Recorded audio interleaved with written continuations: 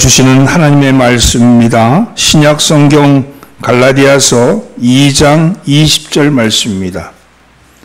신약 성경 갈라디아서 2장 20절 말씀을 한 목소리로 봉독합니다. 내가 그리스도와 함께 십자가에 못 박혔나니 그런즉 이제는 내가 사는 것이 아니요 오직 내 안에 그리스도께서 사시는 것이라. 이제 내가 육체 가운데 사는 것은 나를 사랑하사 나를 위하여 자기 자신을 버리신 하나님의 아들을 믿는 믿음 안에서 사는 것이라. 아멘. 할렐루야. 오늘도 예배에 참여하신 우리 천국 순례자 여러분들을 주의 이름으로 환영합니다. 인사는 하시죠. 잘 나오셨습니다. 앞뒤로 은혜 받읍시다. 어느 교회에서 부흥회가 열렸습니다. 강사 숙소는 교인 중에서 가장 큰 집을 소유하고 있는 그 집에서 하기로 정했어요. 근데 그 집에 강사 숙소를 전한 그 집에 남편이 집사인데 부흥회 한 번도 참석을 안 하는 거예요. 강사는 저녁 집회에 앞서서 함께 식사를 하는데 식사하는 중에 남편 집사에게 물었습니다. 집사님은 왜 저녁 집회에는 참석하지 않으시죠? 이렇게 물었어요. 그러자 남편 집사는 미안해하면서도 아주 분명한 어조로 이렇게 말했습니다. 목사님, 저는 부흥회에 참석하지 않겠습니다. 이러는 거예요. 깜짝 놀란 강사와 함께 했던 담임 목사님이 물었습니다. 아니 왜요? 그렇게 물었더니 남편 집사는 아주 진지하게 이렇게 대답하는 겁니다. 제가 부흥회에 참석하면 은혜를 받게 됩니다. 그러면 저는 더 이상 사업을 할 수가 없습니다. 사업을 하려면 악한 사람들이 많아서 쌍소리도 해야 되고 때로는 폭력도 써야 됩니다. 사업을 하려면 거짓말도 해야 됩니다. 그런데 은혜를 받으면 그렇게 할 수 없거든요. 그러면 전 제 사업이 망한답니다. 그래서 저는 은혜를 받지 않을 작정입니다. 이렇게 대답했답니다. 이 남편 집사의 직업은 조폭이었던 거죠. 여러분, 이 남편 집사는 아주 믿음이 좋은 사람이죠. 은혜를 받으면 내가 변한다 하는 거에 대해서 확신을 가지고 있는 믿음은 참 좋은 사람인데 실천은 하지 않는 거죠. 은혜를 받으면요, 변합니다. 진정 말씀이 내 속에 들어오면 변할 수밖에 없어요. 독약을 마셨는데도 죽지 않는다면 그것은 독약이 아닌 것이죠. 마찬가지로 말씀을 들었는데도 내게 아무런 변화가 일어나지 않는다면 그러면 말씀이 아닌 거죠. 그것은 소리에 불과한 거죠. 소리와 말씀은 틀린 거예요. 말씀은 내 속에 들어와서 역사하는 겁니다. 여러분, 모든 교회가 부흥을 꿈꾸죠. 그런데 모든 교회가 부흥되는 것은 아닙니다. 왜 부흥을 하지 못할까? 변화하지 않기 때문에 그렇습니다. 변해야 부흥합니다. 여기서 부흥이라는 것은요, 보잘것없고 가치 없는 인생에서 지혜로운 인생으로 바뀌는 것이 부흥입니다. 여러분, 그렇게 바뀌는 것, 변화되는 것, 전환되는 것, 그것을 부흥이라고 말하는 거예요. 다시 말해서 부흥이라는 것은 마음과 생각과 행동이 전환되는 것, 변화되는 것, 이것을 부흥이라고 말하는 겁니다. 따라서 성경에서 말하는 부흥은 예수를 모르는 자가 예수를 알고 믿고 그리고 살아가는 것을 말하는 것이고, 제멋대로 세상에 이치대로 살던 사람이 진리의 말씀으로 살아가는 것을 말하는 것이죠. 이런 것은 부흥이라고 합니다. 이 부흥을 우리는 소망합니다. 모든 생활 속에서 하나님을 의식하면서 살아가는 성도들이 가득 찬 교회, 이런 교회를 소망합니다. 이런 교회가 부흥하는 교회죠. 하나님의 말씀대로 살아가는, 숫자가 많이 늘어나는 게 중요한 게 아니고 우리가 말씀대로 살아가야지, 우리가 말씀대로 살아가야지, 하나님의 말씀 안에서 살아가야지, 이런 생각을 갖고 살아가는 사람들이 많아지는 것, 하나님의 영광을 드러내는 그런 교회가 부흥하는 교회인 줄 믿습니다. 오늘 우리에게 주시는 하나님의 말씀은 사도 바울의 위대한 고백입니다. 오늘 본문 말씀 다시 한번 봉독할까요? 함께 봉도합니다. 내가 그리스도와 함께 십자가에 못 박혔나니 그런즉 이제는 내가 사는 것이 아니요 오직 내 안에 그리스도께서 사시는 것이라. 이제 내가 육체 가운데 사는 것은 나를 사랑하사 나를 위하여 자기 자신을 버리신 하나님의 아들을 믿는 믿음 안에서 사는 것이다. 이 사도 바울의 고백은 그리스도인이 어떻게 살아야 하는가 하는 것을 알려주는 고백입니다. 사도 바울은 예수님의 제자 중에 어떻게 사는 것이 옛사람을 버리고 새사람으로 살아가는가를 보여줬던 첫사람입니다. 사도 바울은 새사람으로 살아가는 자신의 모습을 한마디로 말해서 나를 위하여 자기 몸을 버리신 하나님의 아들을 믿는 믿음 안에서 사는 것이다. 이렇게 고백하고 있습니다. 위대한 동양 철학가인 공자사상 중에 정명사상이라는 게 있어요. 정명사상.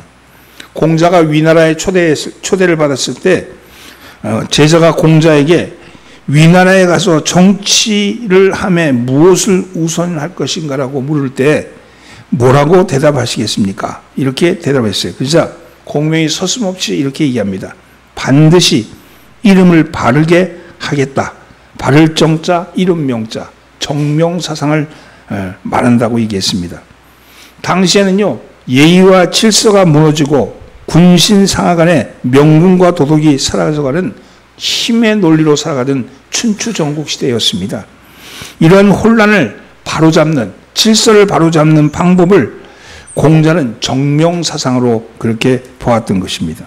정명이라는 것이 무엇이냐고 묻는 제자에게 공자가 이렇게 얘기합니다. 군군, 신신, 부부, 자자. 이렇게 얘기했어요. 이 말씀은 군주는 군주다워야 되고, 신하는 신하다워야 되고, 아버지는 아버지다워야 되고, 자식은 자식다워야 된다. 이런 얘기죠. 이처럼 사람이 자기 명분을 얼마나 맞게 제 역할을 하느냐에 따라서 그 사회가 얼마나 바른 사회인가를 평가하는 잣대가 된다는 것입니다. 이것은 우리 그리스도인들에게도 그대로 적용이 됩니다. 그리스도인은 그리스도인답게 살아야 합니다.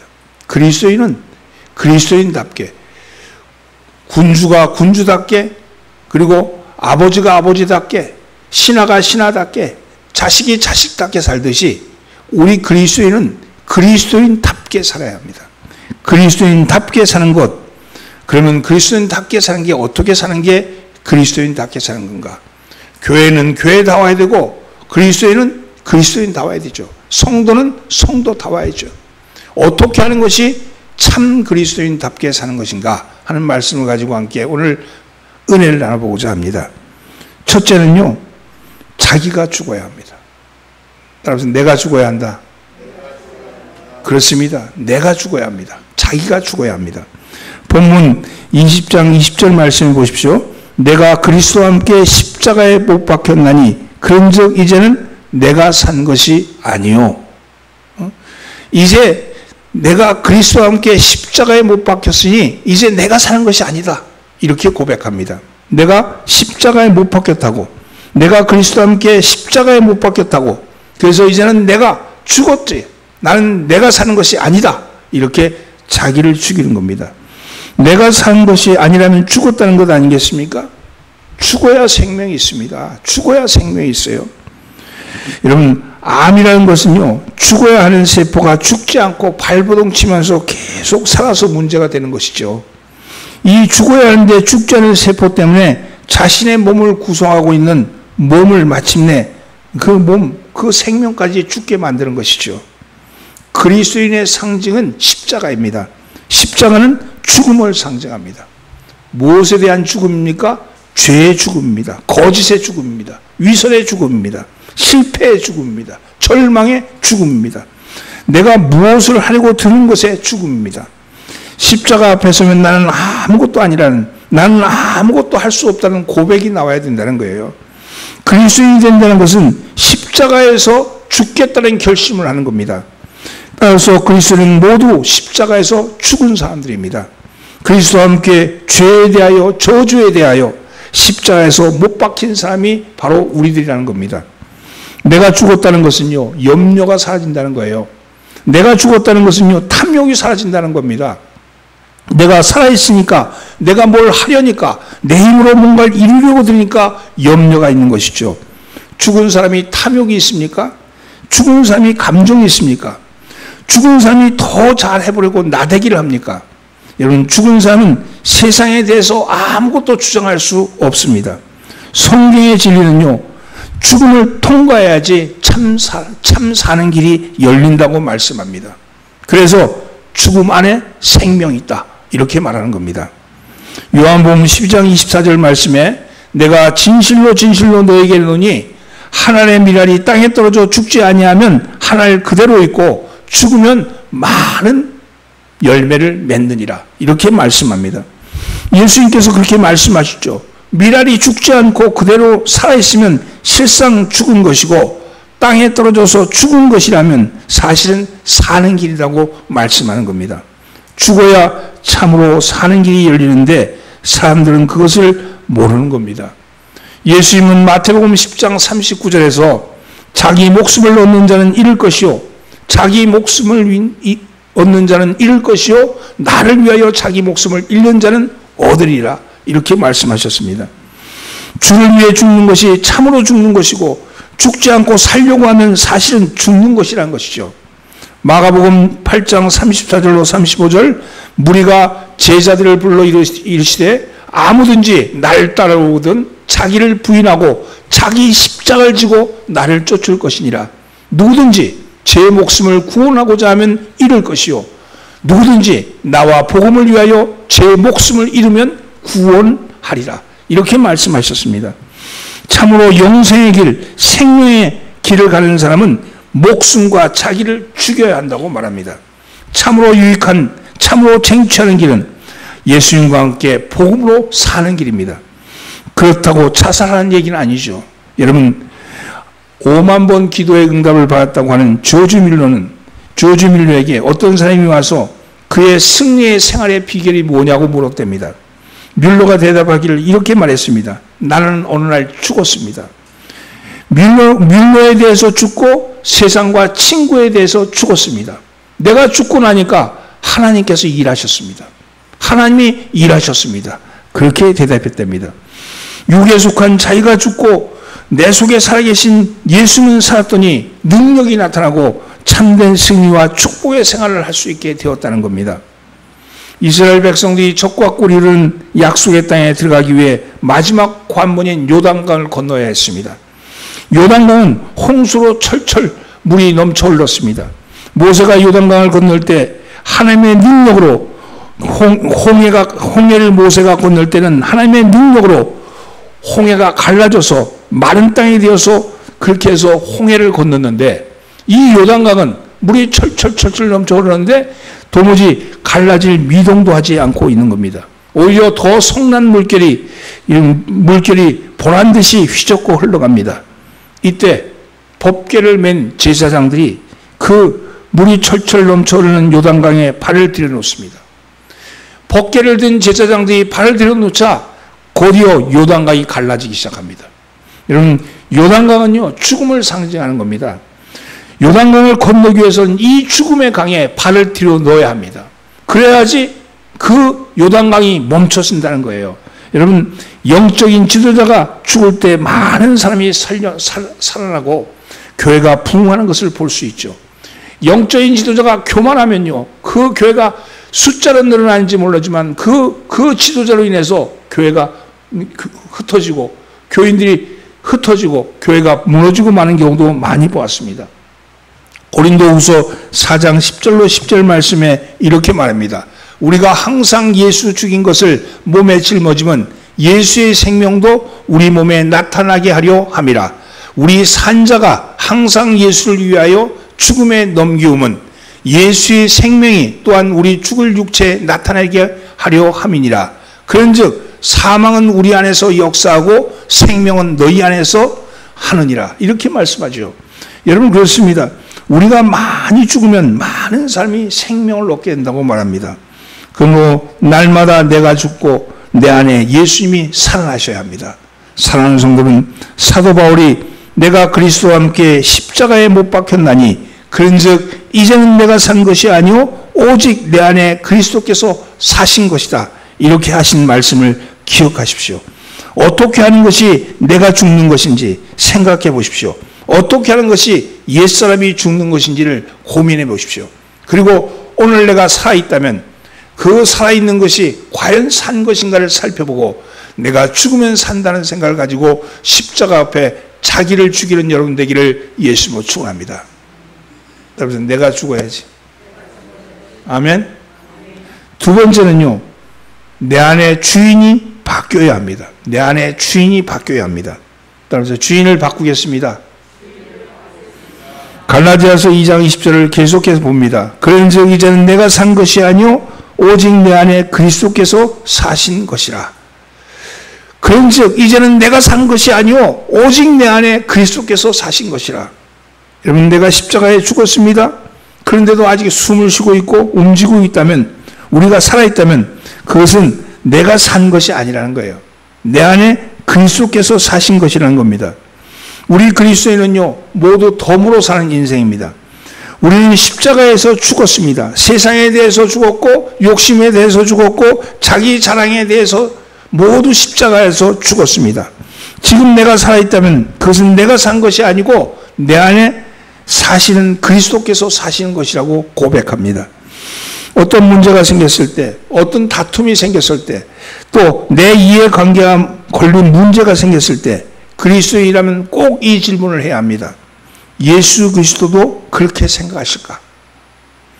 내 안에 계신 나의 주인이신 예수님도 내가 하고자 하는 일, 내가 화내는 일에 대해서 동의하실까? 이렇게 물어보셔야 합니다. 내 안에 계신 그분도 그렇게 생각하실까? 내 안에 계신 그분도 지금 화내야 된다고 얘기할까? 분노해야 된다고 얘기할까? 그렇게 물어보시기 바랍니다. 사도 바울은 빌립보를 향한 편지에서 내가 사는 것이 그리스도니 죽는 것도 유익함이라 이렇게 고백합니다. 내 안에 그리스도께서 사시는 것이니 내가 죽는 것도 유익하다. 여러분, 로마 교회를 향한 편지에서는 우리 중에 누구든지 자기를 위하여 사는 자가 없고 자기를 위하여 죽는 자도 없도다. 우리가 살아도 주를 위해 살고 죽어도 주를 위해 죽나니 그러므로 사나 죽으나 우리가 주의 것이로다. 이렇게 고백합니다.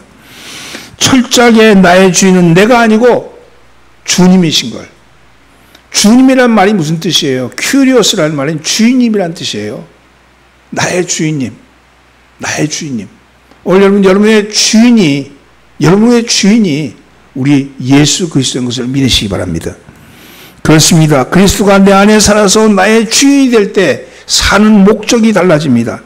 주를 위해 살고 하나님의 영광을 위해서 살게 되는 것이요. 그리스도가 나의 왕이 되고 생명이 되고 머리가 되고 주님이 나의 심장이 되고 주님이 나를 다스리시는 분이 되신다는 사실입니다. 사랑하는 성도 여러분, 이제 나의 생명도 주의 것이고 나의 사업도 주의 것이고 나의 자녀도 주의 것이고 나의 재산도 주의 것인 것을 고백하시기 바랍니다. 그분이 움직이시는 거예요. 그분이 행하시는 거예요. 우리는 더 이상 예수님을 나그네로 모시지 마십시오. 예수님을 손님으로 모시지 마십시오. 예수님이 나의 집에 잠시 다녀가는 낯선 분으로 그렇게 여기지 마십시오. 나의 모든 것을 주재하시는 그런 주님으로 모셔야 합니다. 예수와 함께 살고 예수와 함께 죽는 사람, 그 사람은요 세상에 대해서는 권리가 없습니다. 이 세상에 권리가 없어요. 왜? 세상에 대해서는 죽었기 때문입니다. 이제는 하나님에 대해서 살 권리와 살 의무를 가진 사람입니다. 여러분을 공격하는 세상에 대해서 여러분 두려워하지 마십시오. 그것은 주님이 알아서 하시는, 주님이 알아서 하시는. 오늘 나는 주만을 바라보는 저와 여러분 되기를 예수님으로 축원합니다. 여러분, 나의 주인은 바꿨습니다. 세 번째는요, 사랑을 받아야 합니다. 사랑을 받아야 합니다. 따라서 주님이 날 사랑하십니다. 계속 읽어보면요, 이제 내가 육체 가운데 사는 것은 나를 사랑하사 나를 위하여 자기 몸을 버리신 하나님의 아들을 믿는 믿음 안에서 사는 것이다. 이제 내가 육체 가운데 사는 것은, 여전히 육체 가운데 사는 것은 나를 사랑하사 나를 위하여 자기 자신을 버리신 하나님의 아들을 믿는 믿음 안에서 사는 것이다. 이렇게 고백합니다. 우리 주님은 나를 사랑하사 나를 위하여 자기 몸을 버리셨다고 말씀합니다. 따라서 우리는 어떤 존재입니까? 사랑받는 존재예요. 하나님이 날 사랑하신다는 거예요. 이 세상에서 자기를 제일 미워하는 사람이 누군지 아십니까? 바로 자기예요. 자기가 자기를 제일 미워해. 여러분, 자기를 누가 많이 비난하는 줄 아십니까? 바로 자기예요. 세상 사람들이 가장 나를 미워하고 세상 사람이 나를 가장 비난한다고 생각하지만 세상 사람이 아니라 자기가 자기를 위해서 공격하는 거죠. 그런데 바로 예수님은 바로 이런 나를 위하여 당신의 몸을 버리셨다고 말씀합니다. 따라서 이제 우리는 우리의 존재를 사랑받는 존재로 바꾸셔야 합니다. 내가 그리스도인답게 사는 것은 다른 것이 아닙니다. 하나님의 사랑받는 존재로 사는 겁니다. 하나님이 날 사랑하셔서 어떠한 환경, 어떠한 형편, 어떠한 곤경에 처했다 할지라도 하나님이 날 사랑하셔. 하나님이 날 사랑하셔. 이 믿음이 있어야 돼. 이 믿음이 있어야 참 그리스도인으로 사는 것이죠. 내가 사랑받기 위해 태어나고 나를 사랑하사 나를 위하여 자기 목숨을 버리신 그 그리스도와 나와 연합해서 사는 겁니다. 사랑받기 위해 산다는 존재성을 가지게 될 때 그 분명한 그런 의식을 가지고 그렇게 될 때 사랑할 수 있는 거예요. 사랑받는 사람이 사랑하는 거예요. 그죠? 내가 사랑받아야 날 사랑한 거예요. 근데 나를 향해서 자꾸 날 비난하지 마십시오. 나는 왜 이 정도밖에 안 될까? 나는 왜 이것밖에 안 될까? 그렇게 생각하지 마세요. 하나님이 바로 날 위해서 당신의 몸을 버리사 나를 구원하신 거예요. 사랑하는 성도는 가정에 들어가면 사랑받는 존재가 되기 위해서 최선을 다해야 합니다. 부모님에게는 순종하는 자녀가 되어야 합니다. 사랑받는 아내가 되어야 되고 사랑받는 남편이 되어야 되고 회사에서는 사랑받는 존재로 살아가야 합니다. 내가 예수를 믿고 내가 예수와 연합하는 존재가 되었다면 예수님이 하나님의 사랑받는 존재요, 사랑하는 사람에게도 사랑받는 존재요, 역사의 길이길이 사랑받는 존재인 것처럼 여러분 나도 사랑받는 존재로 사셔야 합니다. 모든 것은 사랑으로 해야 합니다. 일도 사랑으로 해야 되고요. 여러분 사람도요, 일도 사랑으로 하는 사람이 능률이 이런 거예요. 내가 무슨 일을 할 때 이거 억지로 한다 그러면요 일의 능률이 안 올라요. 내가 어떤 일을 시작할 때 이 일이 어차피 나에게 맡겨진 일이라면 사랑하면서 하셔야 돼. 그래야지 일의 능률도 오르고 또 일도 재미있고요. 여러분이 무엇을 하든지 간에 사랑받는 존재인 나는 사랑하는 모습으로 하셔야 합니다. 여러분 꽃도 사랑해야지 잘 기를 수 있는 거예요. 그죠? 동물도 사랑해야지 이쁘게 잘 기를 수 있는 거죠. 여러분 모든 면이 다 사랑인 겁니다. 장사하는 사람이요 물건을 팔려고 그러면 그 물건을 파는 것이 얼마나 어려운지 몰라. 그러나 여러분 사랑을 팔면 됩니다. 사랑을 팔면. 여러분 물건을 파는 것이 아니라 사랑을 판다고 생각하고 팔면 여러분 그러면 손님이요 그거 알아요. 저게 나한테 물건 팔아먹으려고 저러는구나. 그런 거랑요 저 사람이 날 사랑으로 파는구나. 그런 걸 안다니까요. 여러분 삶을 바꾸려면요 그리하셔야 됩니다. 교회는 사랑받는 사람이 찾아온 곳으로 만드셔야 합니다. 이 교회는 사랑받는 사람이 오는 곳이지 여러분 야단 듣고 비난받고 가르침 받고 그거 아니에요. 하나님의 사랑을 받는 존재로 내가 사랑을 받는 존재이기 때문에 오는 겁니다. 오늘 여러분 사랑해야 합니다. 사랑할 때 떠났던 자녀가 돌아오고 여러분 사랑할 때 민숭민숭했던 남편이 돌아오고 여러분 사랑할 때 여러분 삐죽댔던 이웃이 돌아옵니다. 사랑하시기 바랍니다. 사랑하기 위해서는 어떻게 해야 돼? 내가 사랑받는 존재인 것을 깨달으셔야 합니다. 오늘 여러분 내가 사랑받는 존재인 것을 깨달으신 여러분 되기를 예수님으로 축원합니다. 여러분 나는 사랑받는 존재입니다. 아멘. 그리 되시기를 바랍니다. 사랑하는 성도님, 그러므로 우리는 한 생애를 사는 동안 하나님으로부터 사랑을 받으셔야 합니다. 사람들로부터도 사랑받으셔야 합니다. 이것이 하나님께 영광 돌리는 길입니다. 하나님께 사랑을 받는 사람은 다른 사람도 사랑할 수 있고요. 하나님께 사랑을 받는 사람은요 무엇을 하더라도 두려움이 없습니다. 이것이 그리스도인이 참 그리스도인답게 사는 삶인 것입니다. 오랫동안 미국에서 목회를 하시던 목사님이 고국에 귀국해서 교회들을 방문해 보니까 되는 교회와 부흥하는 교회가 다른 뭔가 세 가지가 있기 때문에 그렇더래요. 부흥하는 교회, 그리고 잘 되는 교회는 다른 교회들과 다른 세 가지가 있더래요. 그게 뭐냐? 첫째는 기도 소리들에, 기도가 틀리더래. 두 번째는 웃음소리가 나대.